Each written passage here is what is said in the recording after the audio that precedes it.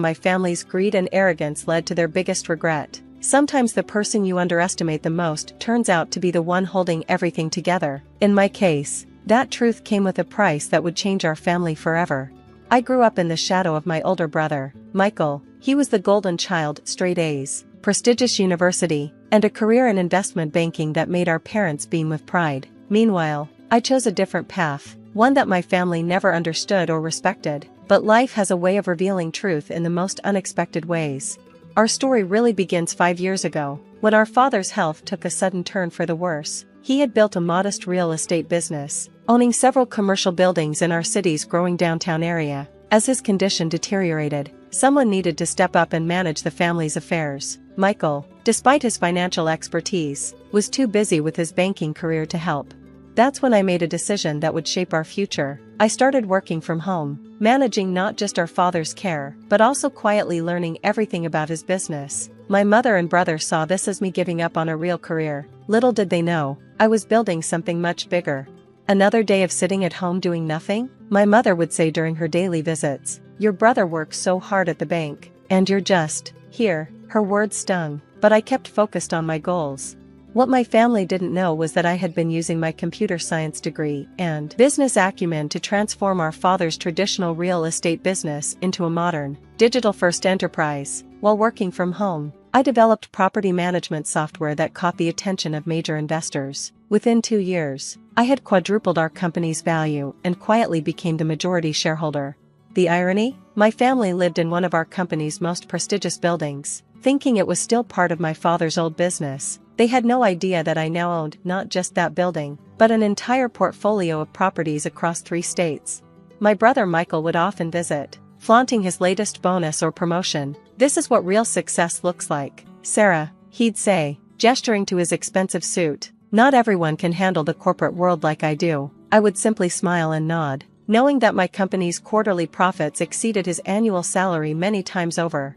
Things came to a head during our father's final days. He had been in and out of consciousness, but in one lucid moment, he called me to his bedside. "Sarah," he whispered, "I've always seen your potential. You remind me of myself when I started always thinking differently. I'm sorry I didn't defend you more." Those words meant everything to me, but they also sparked a family crisis. My mother and brother, overhearing this conversation, became increasingly hostile. They worried about their inheritance, assuming I had manipulated our father in his weakened state.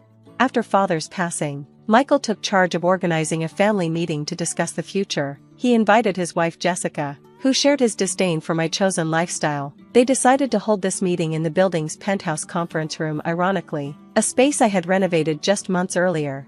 The meeting started with Michael standing at the head of the table, acting every bit the corporate executive he saw himself as. "Now that father is gone, we need to make some changes," he announced. "Sarah, you've had a free ride long enough. It's time for you to move out and find a real job." My mother nodded in agreement. "We've indulged your behavior for too long. This building is family property, and you haven't contributed anything to deserve staying here." Jessica, ever the supportive wife, added her thoughts. "My husband has worked hard to maintain his reputation in this city. Having his sister living like a parasite reflects poorly on all of us." I sat quietly, letting them continue their tirade. They had no idea that every word they spoke was being recorded by the building's security system, a system I had personally upgraded.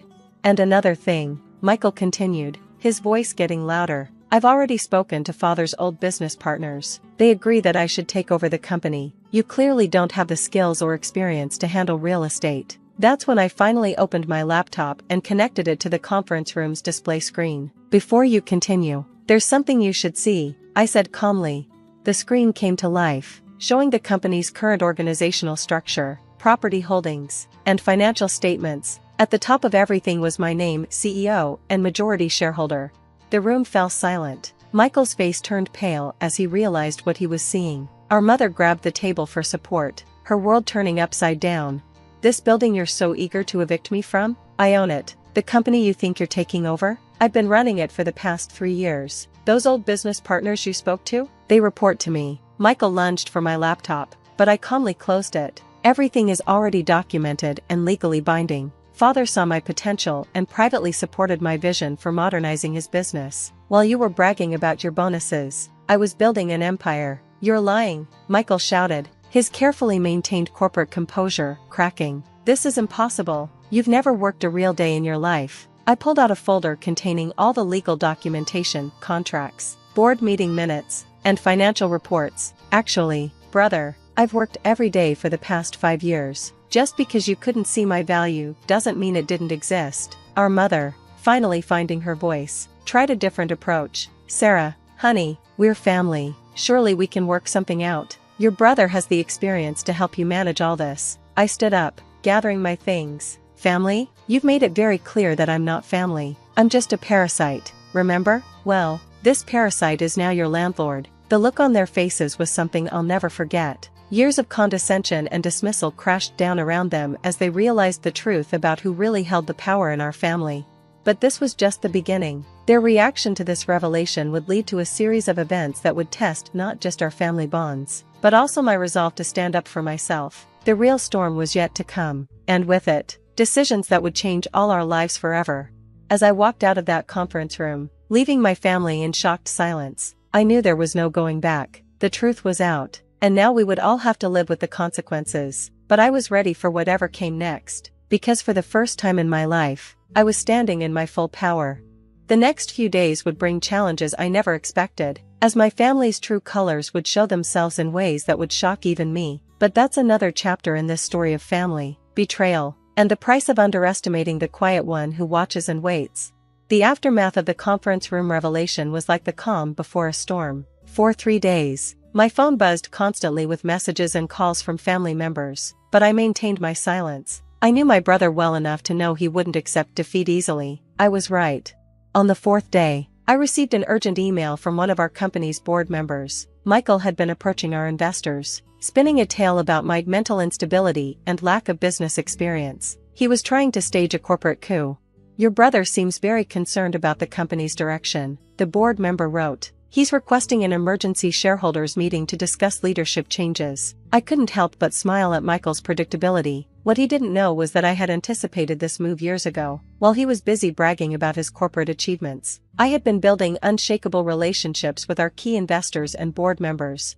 My mother, meanwhile, had taken a different approach. She began a campaign of emotional manipulation, reaching out to every relative and family friend with her version of events. According to her, I had stolen the family business while caring for our dying father, taking advantage of his weakened state to seize control. "How could you do this to your own brother?" she wailed during one of her voicemails. "He's worked so hard in finance. He knows what's best for the company. Your father would be ashamed of your greed." The irony of her words wasn't lost on me. For years, they had lived comfortably in one of my buildings, enjoying the fruits of my labor while dismissing me as worthless. Now that the truth was out, they were calling me greedy. I decided it was time to show them exactly how much they had underestimated me. I scheduled the shareholders meeting Michael wanted, but on my terms. The venue? The headquarters of our company's newest acquisition, a luxury hotel chain I had purchased just months earlier.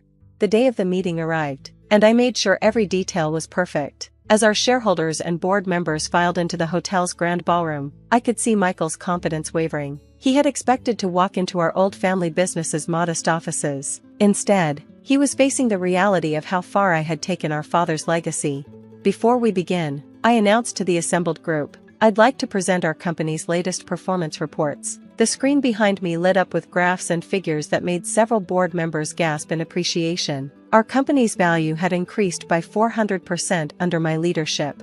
Michael stood up, straightening his designer tie. "These numbers are impressive," he admitted, "but they don't tell the whole story. My sister lacks the formal business training to lead a company of this size." As someone with extensive banking experience, "Excuse me," interrupted Maria Santos, one of our senior board members. "Are you referring to the same sister who developed our proprietary property management software? The one that's now being licensed to major real estate firms across the country?" I watched as Michael's face reddened. He hadn't done his homework. He didn't know that our company's software division, which I had built from scratch, now generated more revenue than all of our physical properties combined.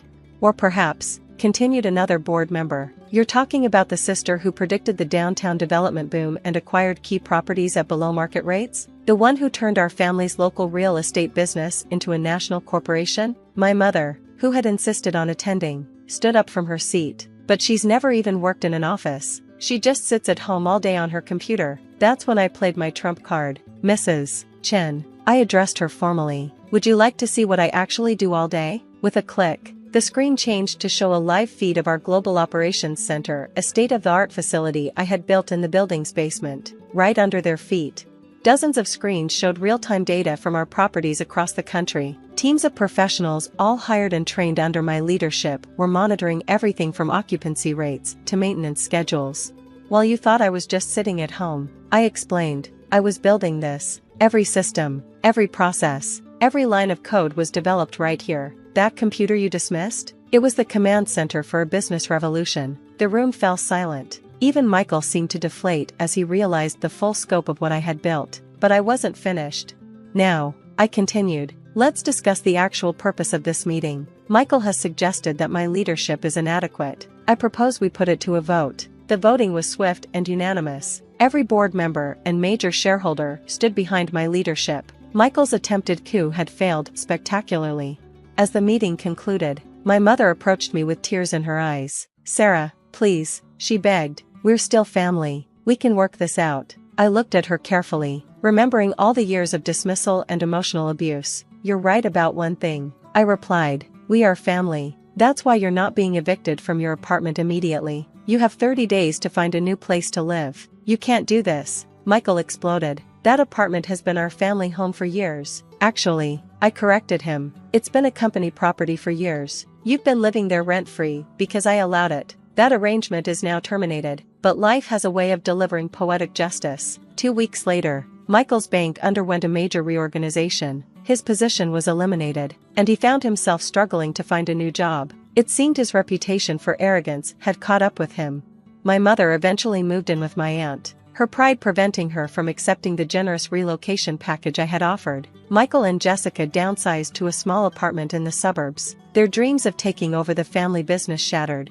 As for me, I continued to expand the company, opening offices in 3 new cities. Our property management software became the industry standard, and I was featured in several business magazines as a pioneer in real estate technology. 1 year after the shareholder meeting, I received an unexpected visitor at my office, my father's old business partner, Mr. Zhang.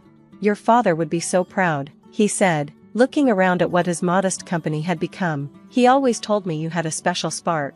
That's why he signed everything over to you before he passed. I felt tears welling up in my eyes. He never told them, did he, about our plans? Mr. Zhang shook his head. He wanted you to succeed on your own terms, without their interference. He knew they would try to take control if they found out too soon. Those words brought me peace. My father had seen my potential all along, silently supporting me while I built something remarkable. His faith in me had been the foundation of my success.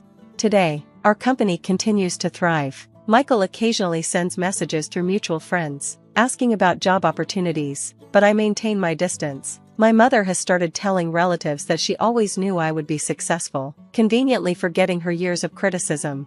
I've learned that success is the best revenge, but it's not about proving others wrong, it's about proving yourself right. Those quiet days working from home, which my family saw as worthless, were actually the foundation of an empire. Sometimes, the person they underestimate the most turns out to be the one they should have valued all along. The greatest satisfaction isn't in watching them regret their actions, but in knowing that I stayed true to myself and my vision. My father's legacy didn't just live on, it evolved into something greater than anyone could have imagined. And it all started with a girl they thought was just sitting at home on her computer. As I stand in my office today, looking out over the city skyline, I can't help but smile. The buildings that dot the horizon tell a story, my story. A story of perseverance, of quiet determination, and of the sweet satisfaction of proving that success doesn't always look the way others expect it to. The company continues to grow, but more importantly, I've grown too. I've learned that family isn't always about blood, it's about respect, support, and understanding. The team I built around me, the people who believed in my vision even when my own family didn't, they've become my true family.